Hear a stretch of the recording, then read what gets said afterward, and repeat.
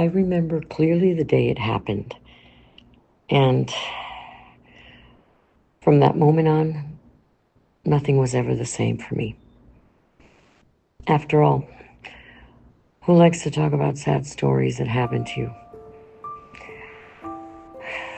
This isn't easy, but I know that if I don't make this effort, all of these feelings will stay with me forever. When a woman is silent, we continue to carry the pain. To remain silent when you're a victim of abuse is honestly the worst thing you can do. I was working full shifts, and that Friday, one of my coworkers asked me to go on a bike ride. He had always been nice to me, and I thought it was a good idea to go with him, We were both single and had no commitments to anyone, so why not? After the ride, we had ice cream, and then he brought me home. He walked me to the front door, and suddenly his face changed. It was as if he were a monster. He pushed the door open, and I don't know how I ended up locked in my own house with a man I didn't recognize. He punched me in the right eye. I was shocked and lost, not understanding what was happening. It was as if a part of me was gone at the moment, like in a daze. Yes, I was a victim of sexual and physical abuse. I say that today, but nobody knows how long it's taken me to have the courage to actually say it out loud.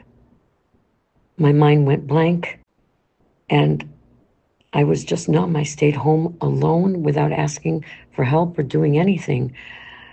The next day, I missed work and excused myself.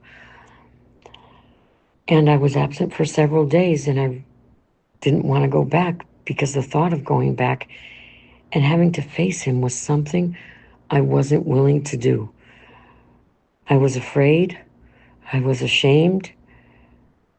And so I made excuses, and then something happened that I wasn't expecting. A human resources person called me on my cell phone and asked me to meet in her office. Before hanging up, she said, "Gloria, I promise you can trust me." When she said that, I knew she knew something. Once at the farm in her office, there were only the two of us, and that gave me confidence. And well, there I told her everything. It was as if a black cloud had been lifted, so I could see everything more clearly. She told me that there were complaints from several other women on the farm against the worker who attacked me, and that it was up to me whether I made the complaint or not. When I heard that, I definitely decided to make a formal complaint in writing. I didn't cry at the time. I just made sure I had all the details. It was as if every detail in my memory was a way to prevent this from happening to another woman. Thanks to that human resources person going the extra mile to find me and talk to me, and that the company had the complaint channel up and running, thanks to that support, I got the courage to speak up and tell my experience today. I learned that speaking up and filing a complaint can set us free. Threats after abuse can be very powerful, but there is nothing more powerful than having the courage to speak the truth. The person who abused me is facing a disciplinary process in the company and externally as well. And that happened thanks to those of us who talked about what happened and filed a formal complaint. This scar will not fade so easily, but I will always feel stronger remembering that I didn't remain silent. It's the only way to overcome fear.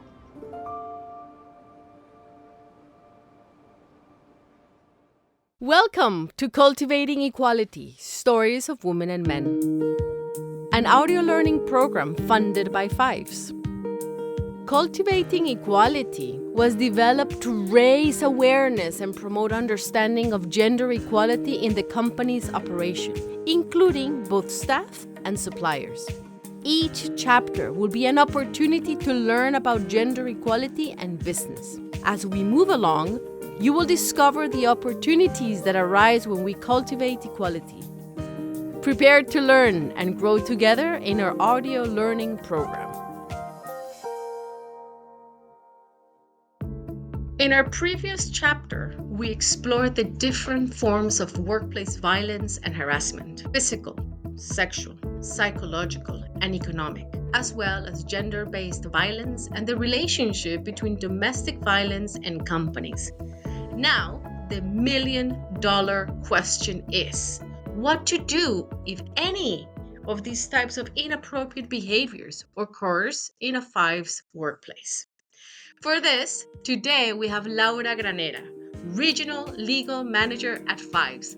Laura, welcome back and thank you for accepting this invitation. Thank you, Carolina. How are you? Very nice to be here this morning with you. We're very happy to have you, Laura, because this is a sticky topic, right? Because one thing is to have the theory, the conceptual idea, and another one is what to actually do in real life. So Fives has the principles of responsible business conduct, which are the basis for sustainable business performance. And this applies to all staff and contractors. What does it mean to be ethical and responsible? Yes, Carolina. As a matter of fact, we do have in Fives some values that are part of the business and it's core for us. It's super important. Among those principles, I can tell that respect is one of the most important, of course, because we value all people. It doesn't matter if it's men, women, colleagues, suppliers, customers. We have respect for every single one of them. And it's very important for us to guarantee a safe place to work and with integrity towards our objectives. Winning together is also another important value, and it means that we seek success for everybody. We also look to prosper, improving in different areas. We have the energy to lead and to achieve goals. And of course, integrity is super important and it's always doing the right thing. You know that they say it's always doing the right thing even when nobody's looking. So it's very important for us to have integrity. One of the pillars of these principles for Fives is to care for people, for our communities, and of course our stakeholders. And caring means treating all people with dignity and respect and fairness, allowing each of them the opportunity to reach their full potential and empowering them to deliver the best results for the company and our stakeholders as well. Caring also means promoting open, constructive, and mutual beneficial relationships with the communities and contributing to their development. And clearly, any form of discrimination, violence, or harassment is against our values and we treasure them and we look for the safety and the health of our people. And clearly, following our five principles, any form of discrimination, violence, harassment goes against our values and we are worried about the safety and the health of our people. Such inappropriate behaviors jeopardize the physical and the mental health, of course, the safety and the well being of the individuals, and compromises the enjoyment of their human and labor rights. So, Laura, in addition to the general framework provided by the Fives principles, are there any specific policies that aim at preventing harassment and violence? Sure, of course. We have the Fives Global Policy Against Violence and Harassment that implements the Fives principles.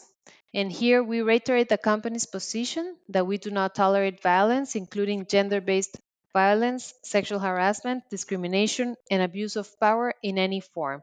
And if I may add, in Costa Rica, because there's a law requirement, we have a very specific sexual harassment policy that was implemented as well, and we follow strictly. So, to whom does this policy apply? It applies to all officers, directors, and employees of Fives. It doesn't matter if it's permanent, a permanent position, a fixed term, or a temporary position. It also applies to all subsidiaries and affiliates, regardless of their position, geographic location, or level of responsibility. Basically, it applies to everyone that works for Fyffes. So, Laura, what happens if a misconduct actually occurs? It is super important to report or to denounce incidents as soon as possible after any misconduct occurs. This will give a better chance to investigate and to seek a successful resolution of such investigation. We have different channels that are available for everybody. For example, we have the Fyffes Ethics Line, which is an independent service that can be contacted by telephone or through a free website, which can be located at www.fyffes.ethicspoint.com. The whistleblower can also report anonymously. There's no problem in doing so. Then we also have the local team, for example, human resources or supervisors or managers, and also by email addressed to our Director of Corporate Affairs, which can be reached at cbuckley, and the last name is spelled Buckley at fyffes.com. So, once the misconduct has been reported, what happens next? What happens next after we receive any kind of report is that FIES will then initiate an objective and a timely investigation process in accordance with our policies and, of course, the laws of each country. Like I mentioned, and I said as an example, in Costa Rica, there's a very specific law that mentions or that states how the investigation for sexual harassment, if that's the case, must be conducted. All persons involved have been duly trained in unacceptable behavior in the company and in identifying potentially violent situations. They also know how to investigate cases of violence and harassment and how to document them. Not only to comply with our internal process, but to comply with any law or local regulation. They are also trained in how to ensure that there are no reprisals against people who have suffered or reported situations of violence and harassment. Any complaints may result in disciplinary action, including dismissal as appropriate.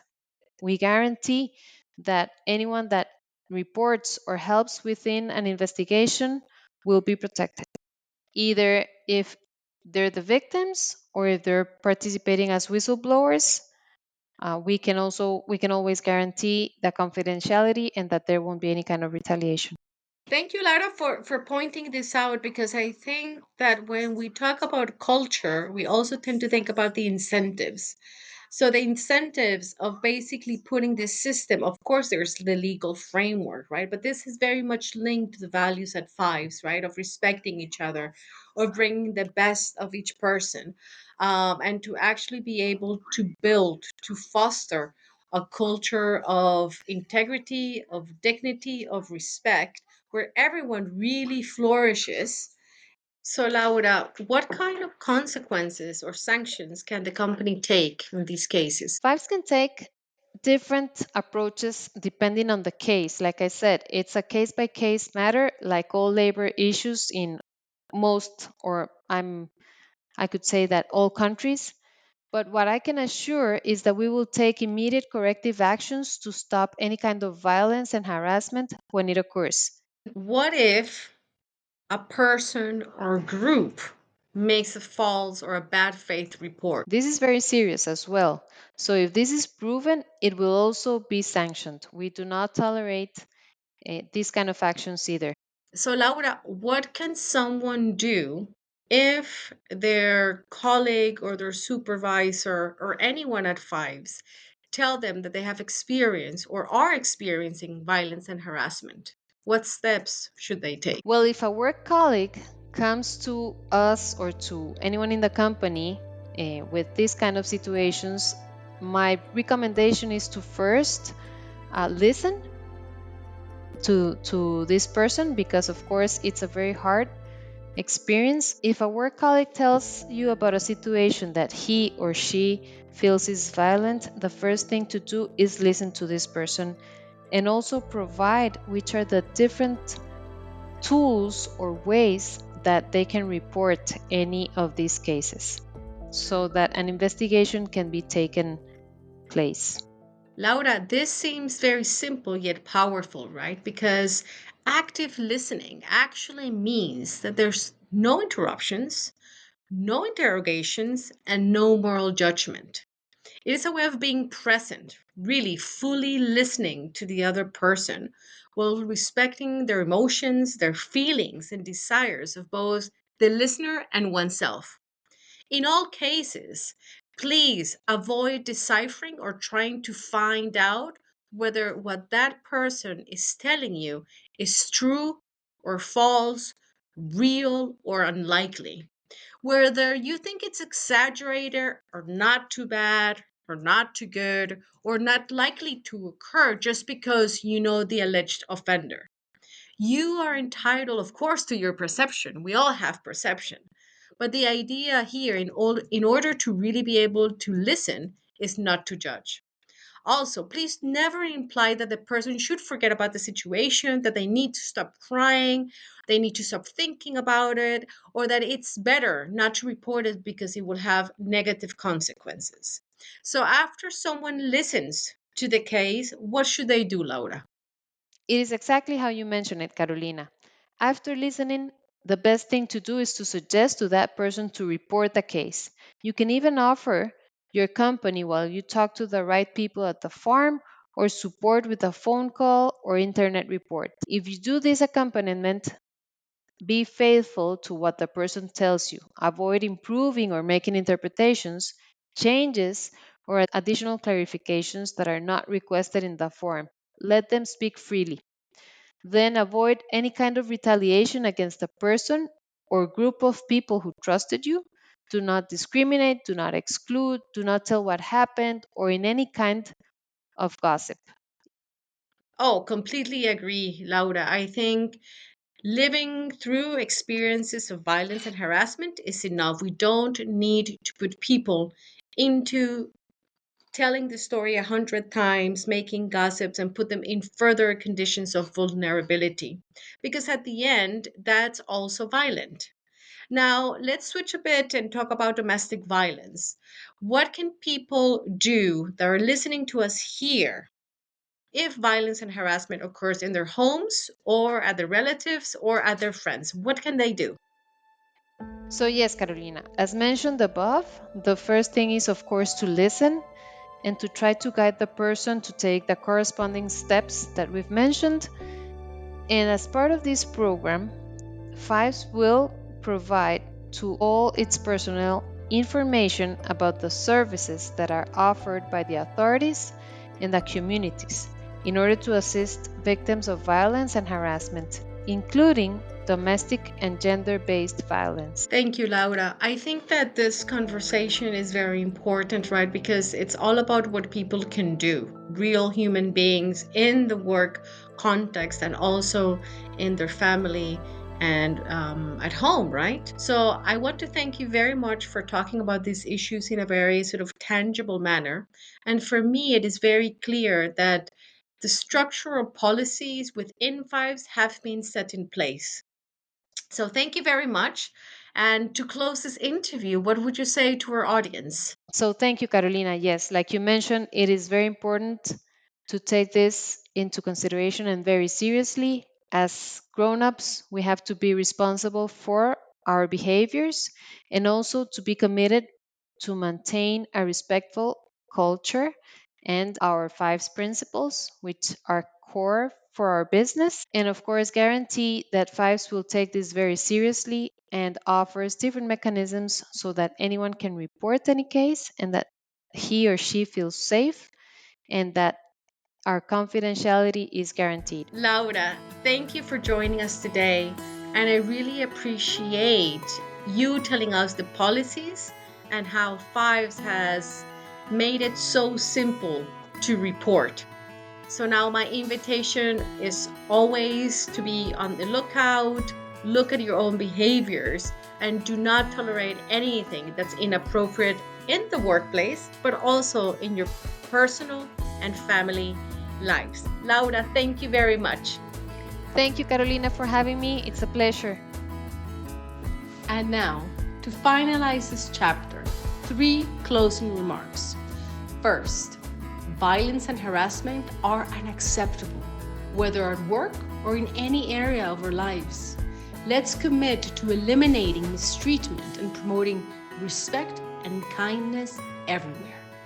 Second, Fyffes already has policies to prevent, address, and sanction violence and harassment. Now it is up to each one of you to help build and sustain a culture of zero tolerance towards such behaviors. Third, I invite you to move beyond pity or sympathy for the victims to compassion. Report your complaints using any of the free available options. Make a call to the Fyffes Ethics Line, email the Corporate Affairs Director, or reach out through the Ethics Line, and you can inform human resources, supervisors, or managers. Silence is no longer an option. And to wrap up this chapter, I want to share a phrase from Sudanese billionaire Mohammed Ibrahim. He says that intimidation, violence, and abuse do not have a place in democracy. And I would add that they don't have also a place in competitive, responsible companies and sectors.